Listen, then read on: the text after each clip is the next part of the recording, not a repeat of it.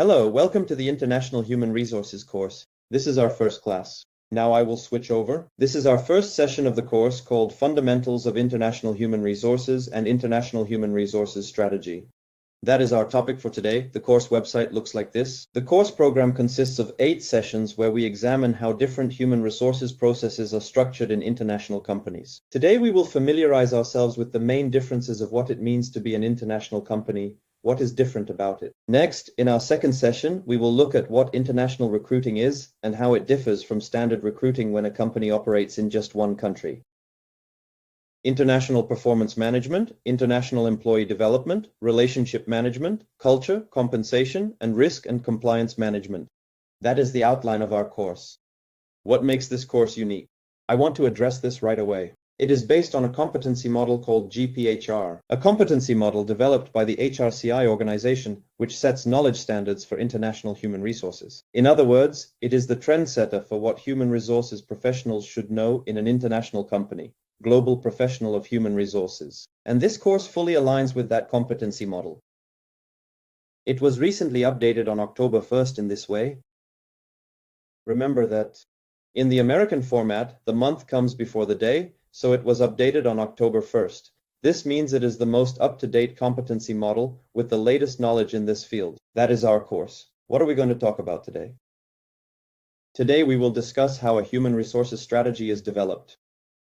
What is PESTEL analysis, strategic workforce planning, supply chain, expansion strategy, mergers and acquisitions, stages of globalization, global organizational structures, global model, and balanced scorecard? These are things that are typically present in international companies. That is our plan for today.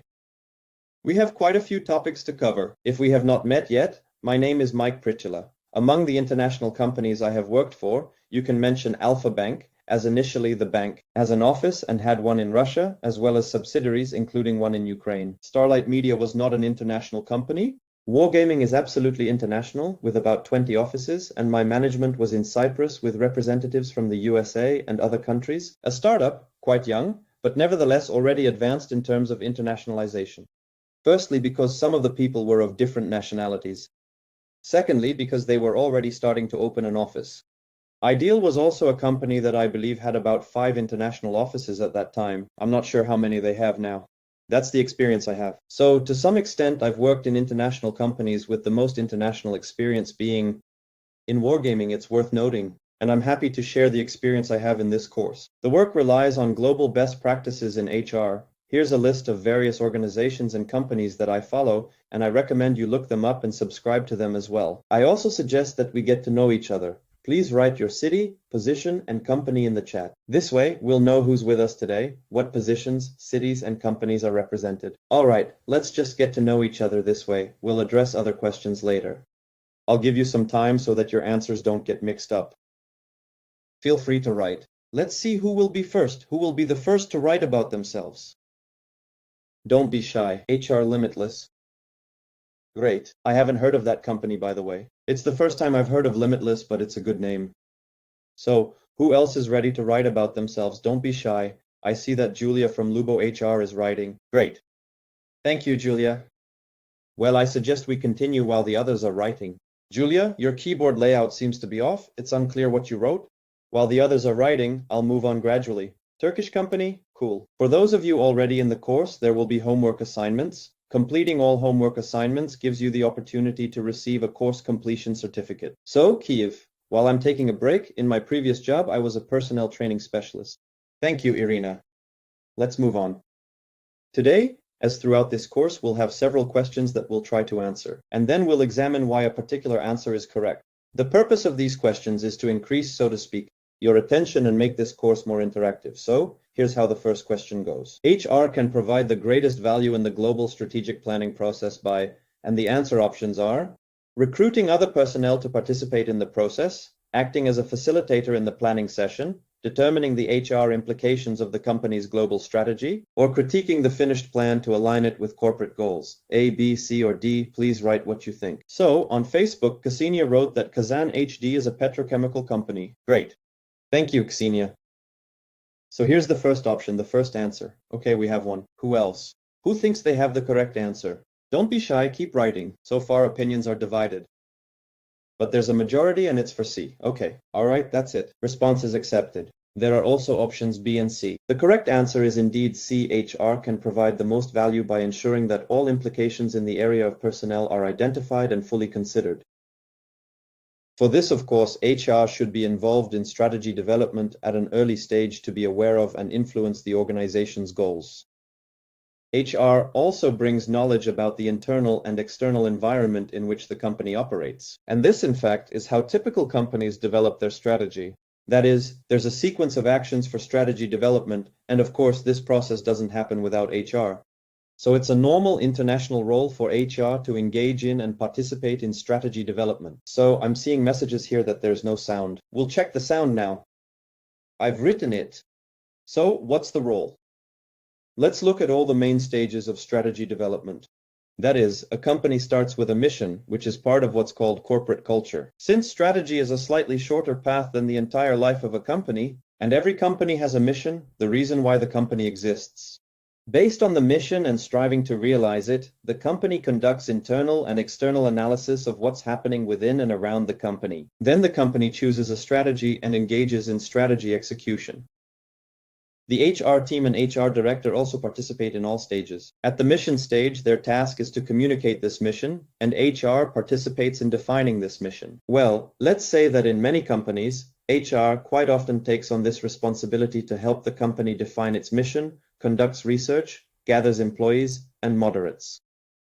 Then the company conducts internal and external analysis. Here HR analyzes from an HR perspective, from a personnel perspective.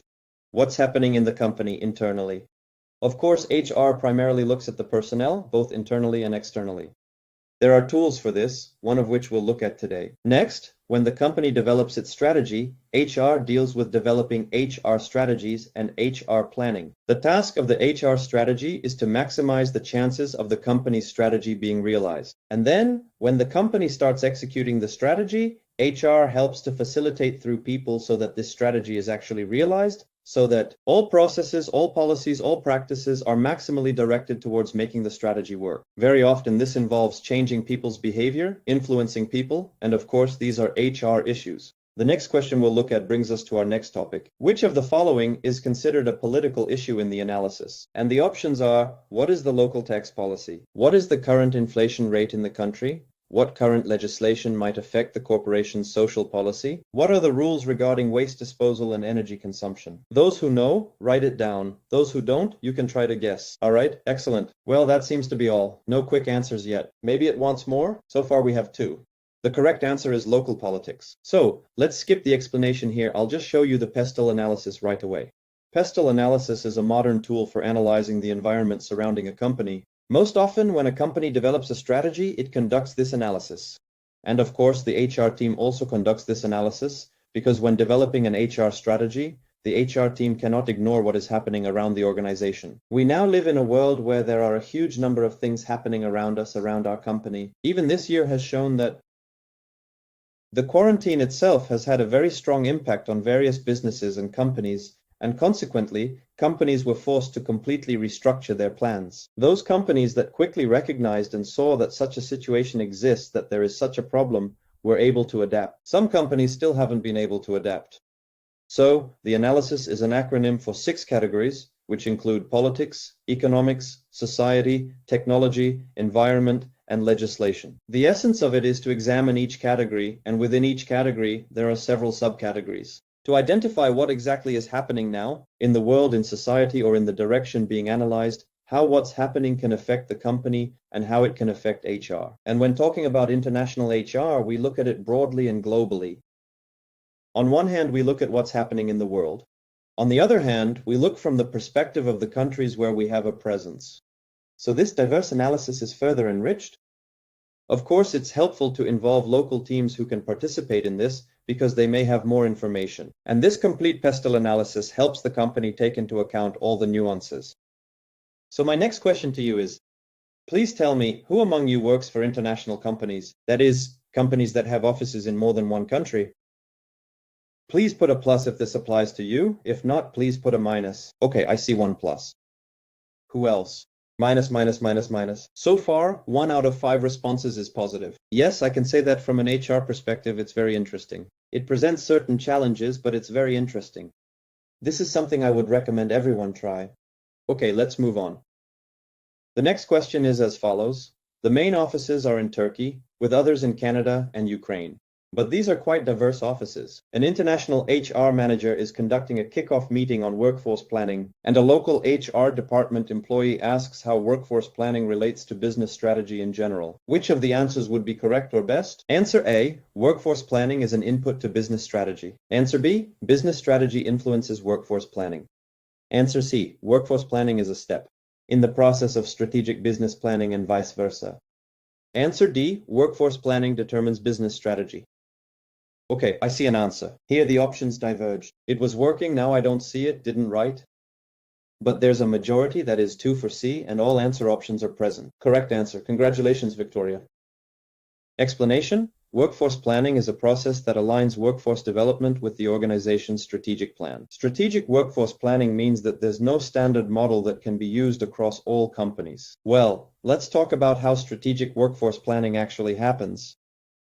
It can be said that from an HR strategy perspective, strategic workforce planning, especially in international companies, is one of the most important aspects. Because if the company is local and small, there might not be any deep planning as such. They might focus on more functional aspects of activities, improving recruitment, building a performance evaluation system, improving retention, and working on employee engagement. But when we're talking about an international company, usually we're talking about a growing company, a company that's already a bit larger, more mature, and therefore needs to engage in strategic workforce planning. In a nutshell, strategic workforce planning is about ensuring that the right people are in the right places at the right time, so that the company has no personnel-related problems whatsoever. And it doesn't have to worry about lacking people with necessary competencies, or lacking people with the required level of efficiency, so that it can fully focus on implementing its strategy. What does this strategic planning consist of? The first point is understanding the organization and its environment. In other words, understanding what's called the context. And here, an internal analysis tool can help, for example, something like a SWOT analysis. SWOT analysis is probably one of the most popular business tools that almost everyone knows. Next, point number 2 in strategic workforce planning is analyzing the current and potential workforce composition. That is, understanding who we have and potentially who we could, for example, hire from the market. So in terms of who we have, we analyze things like job distribution, competencies, efficiency, age, various demographic data, in other words, a deep understanding of who's there. The potential composition is a market analysis. That is, understanding who's actually in this market if we have the right people here. Point number 3 is determining future staffing needs. That is, understanding who the company needs for its strategy. Point number 4 is identifying staff shortages compared to future needs. So the company analyzes, we have these people, we need these people, consequently we lack these people in this quantity with these specific competencies. And this becomes the plan to address these shortages and perhaps even surpluses. And there are many tools for this. If there are shortages, meaning someone is missing, it could be recruiting, it could be developing people to the required level and recruiting for junior positions, it could be some transfers. In international companies, we'll talk about this in the recruiting lesson, they often solve staffing shortages through international transfers. When people are transferred from one country to another, so-called expatriates are brought in. This helps to address such issues. It can also involve dealing with surpluses. It may turn out that based on business goals and the company's business plans, it needs fewer people in some areas. Consequently, the company thinks about how to reduce the number of people here, and then there's monitoring and evaluation of actions. All of this, of course, aligns with the business strategy and goals. That's how it happens. Let's move on. The next question is as follows. The process, starting from initial planning and ending with customer support, is called a process, and the answer options are logistics, balanced scorecard, value chain, or supply chain. What do you think? So, the first answer is this, then the answer. CBC? I think we have the most, then comes then. Okay, your answers have been accepted. Thank you. Correct answer, Victoria. Yes, Victoria is correct. The others gave different answers. Supply chain management is the integration of activities, starting from the procurement of materials, which then undergo a series of transformations and emerge as finished products that are delivered to the customer. It looks like this. What makes this notable from an international HR perspective? The fact that in the international process, this often happens between countries. For example, when we talk about Apple, they have many countries where parts are manufactured or raw materials are sourced. These then go to factories, are assembled and turned into final products, which are then distributed to countries where Apple products are sold and delivered to the end consumer. It's quite a long chain. This is all made more complex by the fact that it requires careful planning. In what sense? In the sense that the company cannot afford a shortage of finished products because then it will not make enough money. For example, people are queuing for iPhones, but there are not enough iPhones for everyone. This is bad for the company. And the second situation is when, on the contrary, there is an excess of overproduction. This is also bad because the company has spent money and ended up with a warehouse full of products that it cannot immediately turn back into money. They have to wait, sell off stock, offer discounts, and so on. The more participants involved in this process, the more difficult it is to organize because it requires more careful planning. The entire supply chain is then divided into two parts: supply logistics and product distribution logistics. So in the first stage, you have materials or parts, which are then assembled in the second stage into finished products, which are then delivered. There can be many intermediaries here who extract raw materials or prepare parts. There are also intermediaries in the second part, where there are distributors and stores that sell all of this. Consequently, in an international company, the final product, say an iPhone, might have traveled around the world several times, from China to a factory in the United States of America, then to a European warehouse, and from there to Russia, Ukraine, Kazakhstan, and so on. Even in China, some parts might have come as raw materials from other countries, from Africa, for example, and this creates a particular challenge for the company. Consequently, for human resources, it is about understanding that the company is international, and that is what makes it unique. Most likely, there are many goals, many aspects, competencies, employee development, structure, and so on. They will be connected to the supply chain. The next question is, what fits the definition of a brownfield? Well, this is a really deep one, and I think it is an unfamiliar question for many, but we are trying to answer it. An alliance or joint venture in which a local firm provides most of the resources. It is more correct to say a transnational acquisition of an existing local firm in which many resources and capabilities are replaced. C, a new enterprise built from scratch, and D, the location of a subsidiary that is no longer the newest of the company's acquisitions. This question, to be honest, is quite difficult, so only the bravest will try. Googling it is probably the easiest way, but nevertheless there are answers. But I will be quick so you do not have time to Google it. The correct answer is a transnational acquisition of an existing local firm in which many resources and capabilities are replaced, and this relates to the global expansion strategy.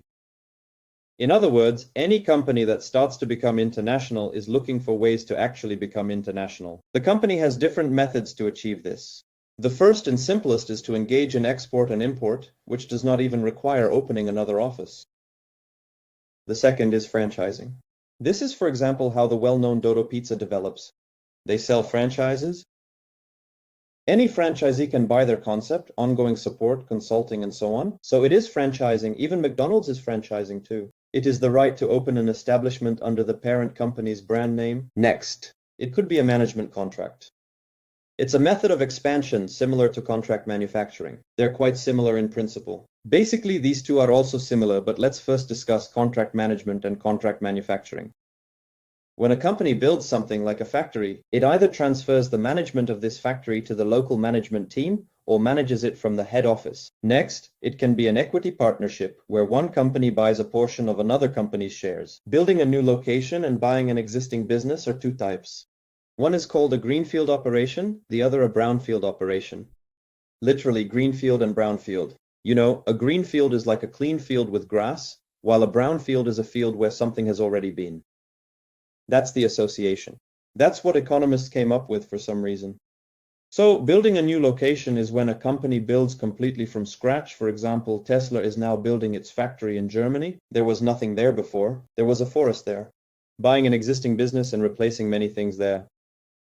That would be brownfield operations. For example, it's as if Tesla bought a factory from some automaker and completely rebuilt it. Sometimes, a company simply acquires a firm in the country it's expanding into for its international expansion.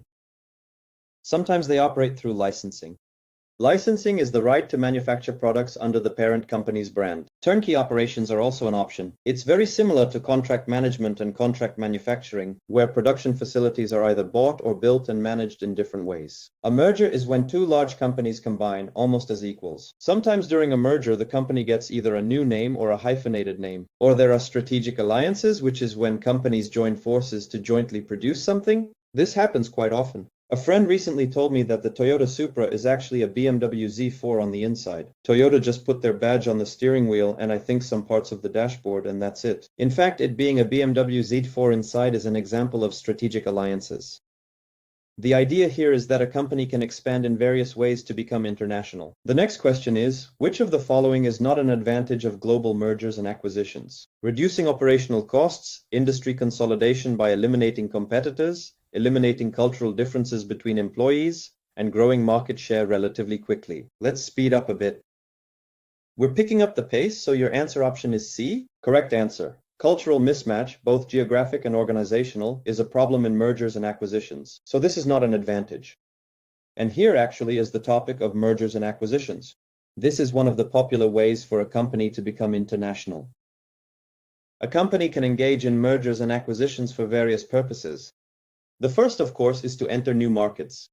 That is, a geographical expansion through acquisitions, allowing the company to enter new markets. It can be product expansion, meaning the company wants to sell another product, so it acquires, for example, some business or enters a new market for itself. Coca-Cola, for instance, bought Bonaqua and entered the water market. It's also about overcapacity or overproduction when a company is so large that it needs to remove excess from the market of competitors who collectively produce too much. It can be for the purpose of acquiring certain technologies or patents when a company buys enterprises not to develop its own R, research and development, but to acquire something already developed. And this can be industry convergence when a company incorporates some related industries, that is, closely related sectors. These are the kinds of goals for mergers and acquisitions.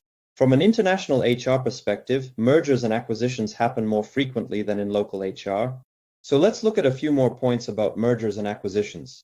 Question: the first task of HR integration in global mergers and acquisitions, and the answer options are HR due diligence, cultural integration, or organizational restructuring and talent assessment. Okay, there's an answer. Wins. It seems like most people chose this one. Correct. Comprehensive personnel assessment or due diligence. This is the very first task of HR. This, in fact, is how personnel integration occurs in global mergers and acquisitions processes.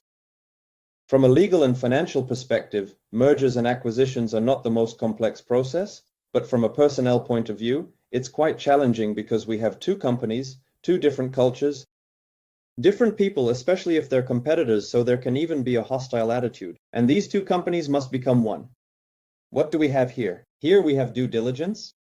When before a merger or acquisition, the HR team assesses how everything is in order or not from a personnel perspective and what difficulties may arise. Most often it's said that difficulties arise precisely from the cultural perspective, not HR practices, not HR policies, not business processes, not org structure, but culture itself.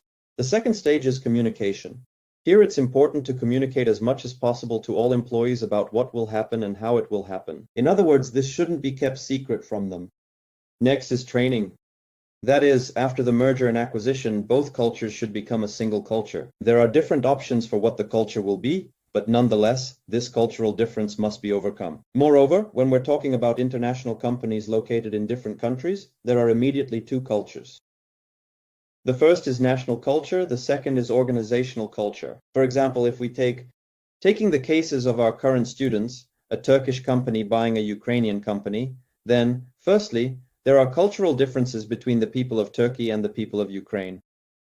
Secondly, there may be differences in corporate cultures. There are two parts here: training on national cultural differences so that people learn to understand foreigners, and training on organizational culture so that people understand the specifics of this company, and then selecting the best practices and implementing them in the company. Here, the best practices might come partly from one company and partly from the other company, so they may decide to choose the very best practices and keep those. Let's move on. The next question: the key areas of comprehensive personnel due diligence are cultural analysis, personnel analysis, compensation and benefits, as well as related legal issues, employee engagement, budgeted training, or performance metrics. This refers to year-end employee evaluations, for example. Okay, still willing to participate. I promise to speed up, so the correct answer is related legal issues. Yes, that's true. In general, of course, legal issues are always important from the perspective of HR activities and international HR. Because if we take some things for granted, it might be completely different in other countries. Therefore, special attention is paid to legal issues. And one more question, at which of the following stages of globalization is headquarters policy simply exported abroad? Ethnocentric, international, multinational, or domestic? Also quite a challenging question. Well. The correct answer, the first one, is correct. These are different stages of globalization. That is, a company doesn't become international immediately or universally, but goes through the other four stages. The first stage is domestic, then international, multinational, and global.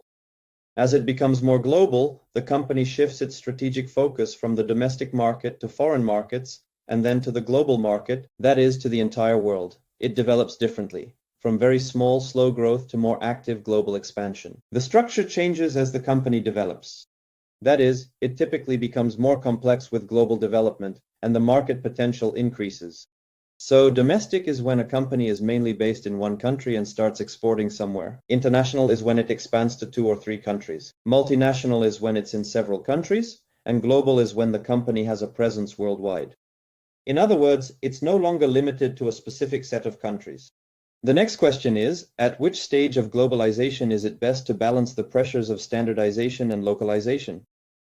International, transnational, multinational, or global? The correct answer is transnational. They are truly global in perspective and balance the dichotomy that global enterprises often face. In other words, global enterprises often face a challenge.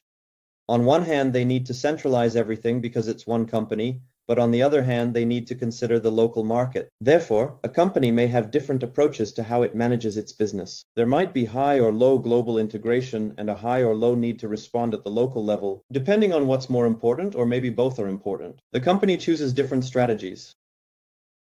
In some cases, it seeks balance with high importance in both areas. Sometimes it focuses more on global integration, sometimes maybe even on local integration, depending on what's needed, what's the issue, what processes and nuances should be considered. And for those who work in international companies, there's often a conflict between the home office and the global office, because those at the top roll out something, and the home office says, in this country we don't do it that way, we do it like this. And this is the problem that companies have to solve. Next question. The advantage of a matrix structure is that, and the answer options are, requires a strong centralized approach, is easily understood by employees, requires less communication between managers, and balances local needs with global economies of scale. Scale, most are for D. Yes, that's correct. And a matrix organization is something that's often found in international organizations. It's a classic organization structure. It's functional when there are heads of functions. When a company goes international, they have either geographic divisions, product divisions, or both geographic and product divisions. So the matrix structure can be not only 2-dimensional, but also 3-dimensional, 4-dimensional, or even 5-dimensional, which is the most complex, when each employee has multiple supervisors. For example, if we're talking about HR, a company with headquarters in Cyprus and a local office in Ukraine, the HR director in Ukraine might have on one side a global HR director as their functional leader, and on the other side the head of the Kyiv or Ukrainian office. That's the second supervisor, right? And they are 2 supervisors. Yes, Julia writes. And then there's a third dimension, which can be products, and a fourth dimension can be markets. And the fifth is consumer segments. That's even more complex. Yes, that's the specifics of international human resources work. Let's move on. The main question, the main advantage of creating a center of excellence within a global function is to centralize administrative activities, strengthen communication between various locations, ensure compliance with human resources practices adopted in the founding country, share best practices in human resources management between branches. See, I'm amazed at how quickly you can think, which is of course awesome. We're moving fast. There are many topics today. So, the correct answer is to share best practices. This is generally what the global human resources model looks like when human resources is international. Its structure is quite complex. International human resources has, broadly speaking, three areas: global, regional, and local operations. For example, globally it's international. Regionally, it could be Europe encompassing several countries. And locally, it could be countries like Ukraine or Russia. Accordingly, there are such divisions. There's global leadership, including a global director who works with C-suite executives. Then there are global centers of expertise. For example, the acquisition department, total rewards, and the training department. Then there are regional centers of expertise, which are responsible for the same things in regions like the United States of America, Europe, and so on. Next, there are often business partners who work with either geographical divisions or business units. There's a local human resources department where human resources specialists work. There are shared service centers where large-scale human resources tasks are handled. And there are line managers, of course, who perform some human resources functions while working with employees. And a global technology platform, that is some kind of automation system, allows all of this to be integrated. Moreover, when a company operates globally with its personnel, it has to do a lot of things. First, look at employees from a global perspective. In other words, don't think about how an employee can develop in this particular country, but immediately plan development paths across different countries. Next, it's crucial to have a clear vision of how processes will work for the entire company. It's also very important to manage change because when a company is international, local offices often resist changes. And it's important to build a network culture where people from different countries work and interact despite being geographically located in different places. The next question is, what is not the responsibility of the Shared Service Center for Personnel? HR Information System, HR Process Standardization Database, Employee and Manager Self-Service Databases, and Talent Management. This should be relatively easy for you. Well, let's see. The majority is in favor. Okay, but the correct answer is Talent Management. It's important to understand what Shared HR Service means here. Shared HR Service is a department created to unify HR tasks across different divisions and geographies. It's like an internal support center, but not just a call center. Various operations can be performed there, not just handling calls, and very different functions can be transferred to this internal center, depending on how much similarity there is between departments and the strategic value of a particular function to the organization. This set of functions is most likely to be transferred. Then there are options for what might be transferred, this set of functions, and there are things that will be transferred to a lesser degree. And talent management is often not transferred to this department because it's a more strategic function and requires an understanding of various local personnel issues. The next question, the most common activities carried out by global HR services that are often outsourced are A. Recruitment and selection, occupational safety, payroll, pensions and professional training, B. Human resource planning, HRIS, and workforce analysis. So which of these are more often outsourced? Interesting answers, but here's the correct one. Currently, especially when a company is opening in new countries, what's outsourced is specifically occupational safety, payroll, pension payments, and professional training, because these are the areas that require consideration of local specifics. That's why companies often resort to HR outsourcing to avoid getting distracted by various details that are not as important from a strategic point of view. These details are important for legal compliance, but not so much from a strategic perspective. Therefore, when outsourcing HR functions, a company starts by analyzing its needs and goals, including budget planning, preparing tender requirements, and sending out specifications to contractors.